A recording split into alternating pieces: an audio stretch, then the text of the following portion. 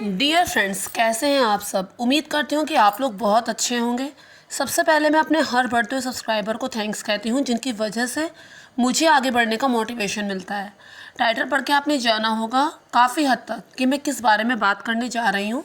इससे पहले कि मैं अपने वीडियो को आगे बढ़ाऊँ, फ्रेंड्स, जब हम लोग छोटे छोटे थे तो ज्योग्राफी में हमने एक चीज़ पढ़ी थी, क्वेश्चन आंसर में हमने एक चीज़ पढ़ी थी कि जीव जंतुओं की वो प्रजाति जो विलुप्त हो चुकी हैं और जीव जंतुओं की वो प्रजाति जो विलुप्त होने के कगार पर हैं। इनमें कुछ नाम थे, जैसे कि वो जानवर जो विलुप्त होने के कगार पर हैं, जैसे कि hippo, black rhino, Asian elephant, blue whale, chimpanzee, tiger, sea lions, Indian elephant, etcetera etcetera. और इसके अलावा जो विलुप्त हो चुके हैं, जैसे कि डायरवुल्फ, डायनासोर, गोल्डन टोड, डूडू, पैसेंजर पिजन, एक्स्ट्रास। तो फ्रेंड्स, अब हम बात करेंगे कि जैसे कि साइंटिस्ट जेनेटिक इंजीनियरिंग के द्वारा जो विलुप्त हो चुके उन्हें वापस जिंदा कर रहे हैं, ये कहाँ तक पॉसिबल है और कितना सही है, इस बारे में हम बात करेंगे। फ्रेंड्स, कोलोसोल बायोसाइंस कंपनी ने ये दावा किया है कि जो जानवर विलुप्त हो चुके हैं वो उन्हें ज़िंदा कर सकते हैं, बल्कि उन्होंने तो डायर वुल्फ को ज़िंदा भी कर दिया है। उन्होंने कहा है कि जो वोली मैमथ, जो एक तरह का हाथी था जो बर्फ़ वाले इलाके होते थे उसमें बर्फ़ पे चलता था, जो हज़ारों साल पहले विलुप्त हो चुका है, वो उसे ज़िंदा कर देंगे। डूडू बर्ड जो विलुप्त हो चुकी है वो उसे ज़िंदा कर देंगे, ऐसा उन लोगों का दावा है। तो अब हम इस बारे में जानेंगे कि किस तरह से। फ्रेंड्स, अमेरिका की एक सीक्रेट लोकेशन में एक एक्सपेरिमेंट किया गया जिसके ज़रिए डायर वुल्फ, जो वुल्फ का, भेड़िए का एक रूप कह सकते हैं, एक प्रजाति कह सकते हैं, उसे ज़िंदा किया गया है वापस। वो 13,000 साल पहले विलुप्त हो गया था और वो किसी मानव क्रियाओं के द्वारा विलुप्त नहीं हुआ था, प्राकृतिक रूप से ही वो विलुप्त हो गया था, पर्यावरण ने ही उसे विलुप्त कर दिया गया था। सही कारण तो आज तक समझ में नहीं आया है, लेकिन कुछ लोगों का ऐसा मानना है कि ये जो डायर वुल्फ होते थे वो बड़े बड़े जानवरों को खाते थे, क्योंकि वो बड़े बड़े जानवर जब विलुप्त हो गए तो ये भी विलुप्त हो गए, ऐसा कहा गया है। और कुछ ये भी कहा गया है कि ये इंटरब्रीडिंग नहीं करते। आप समझ सकते हैं, ये अंतर्जातीय विवाह नहीं करते हैं, कि ये अपनी ही प्रजाति के किसी से प्रजनन करते हैं, किसी और से नहीं, जिस वजह से ये अपने अस्तित्व को समय रहते कायम नहीं कर पाए और एक समय आने पर ये विलुप्त हो गए। बात है 1854 की। 1854 में अमेरिका में ओहायो नदी के पास डायर वुल्फ के कुछ फॉसिल्स मिले थे। आप समझ सकते हैं, कंकाल जो होते हैं जो वर्षों तक ज़मीन पर दब दब के सुरक्षित पड़े रहते हैं। और 1858 में अमेरिकन साइंटिस्ट, जिनका नाम जोसेफ था, उन्होंने कहा था कि इस जानवर को हम कैनिश वंश में डाल सकते हैं। कैनिश वंश का मतलब आप ये समझ सकते हैं कि जो जो कुत्तों की प्रजाति में आते हैं, जैसे कि सियार हो गया, लोमड़ी हो गई या फिर भेड़िया हो गया, और यहीं से इसे नाम दिया गया कैनिस डायरस। इसका मतलब आप ये समझ सकते हैं कि डरावना कुत्ता। 1918 में जॉन मरियम में लॉस एंजल्स के तारपिट्स में डायर वुल्फ के फॉसिल्स को स्टडी किया गया। अच्छी तरह पढ़ने के बाद उन्होंने कहा कि इनकी एक अलग कैटेगरी होनी चाहिए, इन्हें हम नहीं कह सकते कि ये कैनिस के वंशज हैं। इनकी विशेषताएं अलग थी, इनके गुण अलग थे, इनका साइज़ अलग था, तो हम कह सकते हैं कि ये एक अलग कैटेगरी होगी। और 2021 में एक स्टडी के दौरान ये पाया गया कि मॉडर्न भेड़िया जो है वो डायर वुल्फ से अलग है। नॉर्थ अमेरिका में ये डायर वुल्फ्स रहते थे, लेकिन इनमें इंटरब्रीडिंग नहीं होती थी। इनका साइज़ जो होता था वो ग्रे वुल्फ से 25% बड़ा होता था। इनका मुंह भी ज़्यादा लंबा और ज़्यादा चौड़ा होता था ग्रे वुल्फ्स के मुकाबले। इसके अलावा इनका जो जबड़ा था वो भी ग्रे वुल्फ्स के जबड़े से ज़्यादा पावरफुल होता था। अब हम बात ये करेंगे कि किस तरीके से हम जो विलुप्त हो चुकी हैं प्रजातियां उनको वापस पा सकते हैं। साइंटिस्ट किस तरह से इस ओर प्रयास करते हैं। पहला तरीका जो वो अख्तियार करते हैं वो होता है बैक ब्रीडिंग का। इसका आप इस तरह से समझ सकते हैं कि जो जीव चला गया, यानी कि जो विलुप्त हो गया, उससे मिलता जुलता उसका जीवित रिश्तेदार ढूंढा जाता है, यानी एक ऐसा जानवर जो उसी की तरह दिखता हो और ज़्यादातर विशेषताएं उसकी जैसी रखता हो, तो उसे चुनने के बाद उनकी आपस में ब्रीडिंग कराई जाती है। उनकी ब्रीडिंग तब तक कराई जाती है जब तक वही पुरानी विशेषता वाला जानवर प्राप्त नहीं कर लिया जाता। जैसे कि हम समझ सकते हैं क्वागा प्रोजेक्ट। क्वागा एक तरह का जानवर होता है जो आगे से तो ज़ेब्रा की तरह होता है, लेकिन पीछे उसकी सारी धारियाँ गायब होती हैं, यानी कि हम कह सकते हैं कि पीछे से वो घोड़े की तरह होता है। ये एक टाइम पर बहुत था साउथ अफ्रीका में, लेकिन हंटिंग के द्वारा बार बार शिकार करने के दौरान 1883 में ये पूरी तरह से ख़त्म हो गया। तो 1987 में साइंटिस्ट ने इस ज़ेब्रा को ढूंढा, ऐसे ज़ेब्रा को ढूंढा जिसकी जो गुण थे, जिनकी विशेषता थी, जिसका जो रंग रूप था वो इनसे मिलता जुलता था, यानी उनमें जो पीछे की तरफ धारियाँ जो थी वो कम थी। ऐसा ज़ेब्रा उन्हें मिला भी। फिर कुछ सिलेक्टेड ज़ेब्राओं को इकट्ठा किया गया, फिर उनकी आपस में ब्रीडिंग कराई गई। 20 साल के लंबे समय के बाद और 3 पीढ़ियों के बाद एक ऐसा ज़ेब्रा पैदा हुआ जो आगे से तो ज़ेब्रा जैसा दिखता था और पीछे से पूरा घोड़े जैसा। यानी कि उन्होंने मान लिया कि अब हमें क्वागा फिर से मिल गया है, क्वागा प्रोजेक्ट सक्सेसफुल हुआ।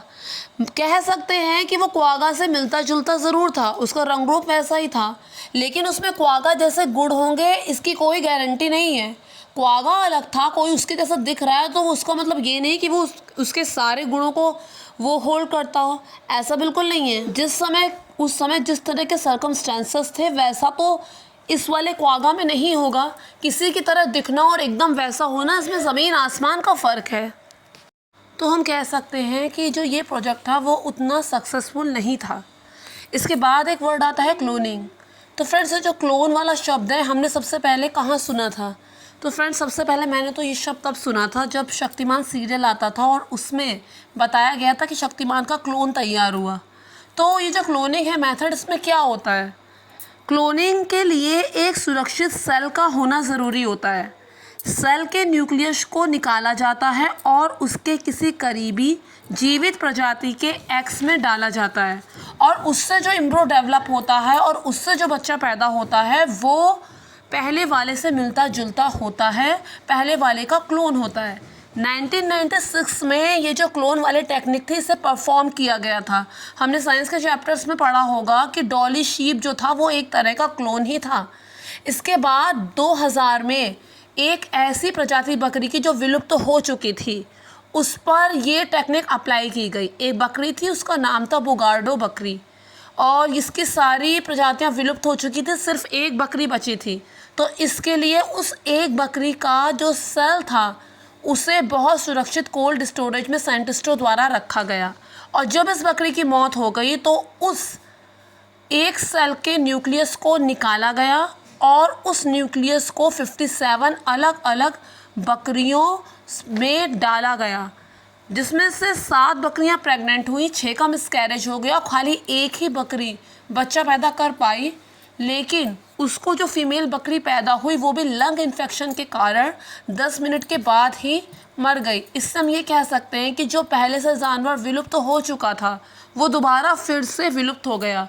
तो ये टेक्निक भी उतनी ज़्यादा कारगर नहीं साबित हुई, और ये कोई आसान था भी नहीं। सेल के किसी न्यूक्लियस को निकालना, फिर उन छोटे छोटे न्यूक्लियाई को 57 अलग बकरियों के न्यूक्लियस में डालना, उसके न्यूक्लियस को निकालने के बाद बहुत बड़ा प्रोसीजर था ये, लेकिन ये सक्सेसफुल फिर भी नहीं हुआ। अब एक आखिरी टेक्निक, वो है जेनेटिक इंजीनियरिंग। ये वही टेक्निक है जिससे डायरवोल्फ जो 13,000 साल पहले था उसे दोबारा से पाया गया। कैसे पाया गया?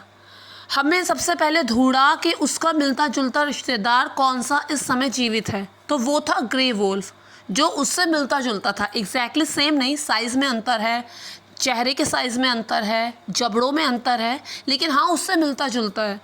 तो किस तरह से जेनेटिक इंजीनियरिंग की जाती है? इसमें सबसे पहले फॉसिल्स को तलाशा जाता है। हज़ारों सालों से जो जानवर मर चुके होते हैं, मिट्टी में बरिड हो जाते हैं, उनके फॉसिल्स को ढूंढ कर निकाला जाता है। फिर उसके डीएनए को निकाला जाता है, फिर उसके डीएनए को स्टडी किया जाता है और उसमें जीन्स कौन सा था इसे पता किया जाता है। फिर उसे उसके करीबी रिश्तेदार के जीन्स से कंपेयर किया जाता है। फिर उसमें डीएनए की एडिटिंग परफॉर्म की जाती है और उस पुराने जीन्स को नए जीन्स से बदला जाता है ताकि वैसा ही बनाया जा सके। और आगे की जो प्रोसेस होती है वो बिल्कुल क्लोनिंग जैसी ही होती है कि सबसे पहले दोनों के डीएनए जो थे उन्हें कंपेयर किया गया, उसके बाद उनके जीन्स को कंपेयर किया गया, उसके बाद उसके डीएनए को दूसरे वाले के डीएनए से बदला गया। तो ये प्रोसेस भी इतना आसान नहीं होता। सबसे पहले हमें फॉसिल्स बिल्कुल अच्छे हालात में नहीं मिलता। अब जैसे इसी की बात करें तो हमें इसका दांत, डायरवोल्स का दांत कहीं और से मिला था और इसके जो मुंह का जो कंकाल था वो कहीं और से मिला था। बहुत मुश्किल से उसके डीएनए को कलेक्ट किया गया, उसके जीन्स को स्टडी किया गया, फिर उसके जीन्स को उस नए जानवर के जीन्स से बदला गया।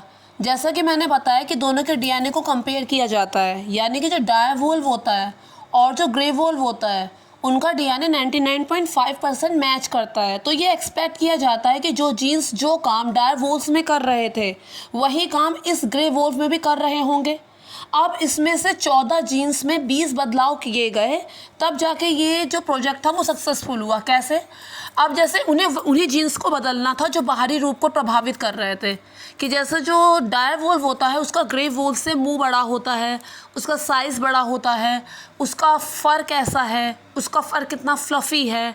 तो इन्हीं जीन्स में परिवर्तन किए गए ताकि उससे मिलता जुलता डायरवोल्व तैयार किया जा सके।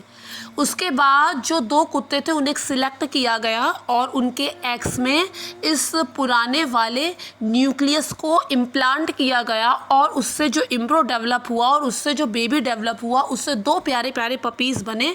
वो थे डायरवोल्व जो विलुप्त हो चुका था वो। अब शुरू में तो इन्होंने अपनी सैरोगेटेड मदर से ही फीड किया, लेकिन इनकी ज़रूरतों को ध्यान में रखते हुए इन्हें बॉटल से भी कुछ समय बाद ही फीड कराया जाने लगा। ये दोनों क्लोन थे, जुड़वा थे, लेकिन हम ये कह सकते हैं कि इनके जो स्वभाव में बहुत अंतर था। एक बहुत ही बहादुर था और एक बहुत ही शाई था। इन दोनों का बाकायदा नाम भी दिया गया। एक का नाम रखा गया रोमुलस और एक का नाम रखा गया रीमस। और इसके बाद इन्हें रोम के एक शहर में सुरक्षित वातावरण में रखा गया। अभी 5 महीने के हो चुके हैं और लेकिन इनका जो वातावरण है आसपास का वो डायरवोल्व से बिल्कुल अलग है, क्योंकि 5 महीने का होने के बाद डायरवोल्व्स के जो पेरेंट्स होते थे वो उन्हें शिकार करना सिखाते थे, लेकिन यहाँ पर इनके कोई पेरेंट्स नहीं हैं। वो एक आप कह सकते हैं एक बहुत ही सिक्योर्ड वातावरण में रह रहे हैं। तो उनमें वो गुण तो कभी नहीं आ सकते जो डायरवोल्व्स में हुआ करते थे। जिस तरह के जानवर को वो खाते थे उस तरह के जानवर उन्हें अब मिल नहीं सकते।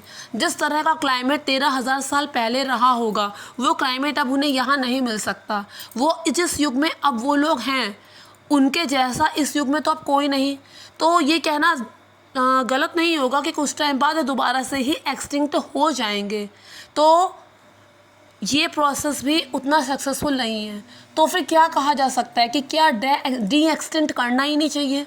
जो विलुप्त हो चुके हैं उन्हें वापस लाने की कोशिश नहीं करनी चाहिए? तो फ्रेंड्स उससे भी ज़्यादा ज़रूरी ये है कि जो बहुत सारे इंडेंजर्ड स्पेसीज़ हैं जो विलुप्त होने के कगार पे हैं, ऐसे एक दो नहीं हज़ारों लाखों हैं, उन पर वर्क किया जाए, उन पर फोकस किया जाए, उन पर स्टडी की जाए, उन पर रिसर्च की जाए और उन्हें बचाने के हर संभव प्रयास किए जाएं, जिसमें बहुत ज़्यादा मशक्क़त नहीं करने, सिर्फ जंगलों को बचाना है। साइंटिस्ट तो अपना काम बखूबी कर रहे हैं, लेकिन जो लोग हैं, पॉपुलेशंस हैं, नेता हैं, ये सब लोग भ्रष्टाचार के चलते जंगलों को इस हद तक काटते जा रहे हैं कि जो बहुलता से भी जीव उपलब्ध हैं वो भी एक समय आने पर विलुप्त हो ही।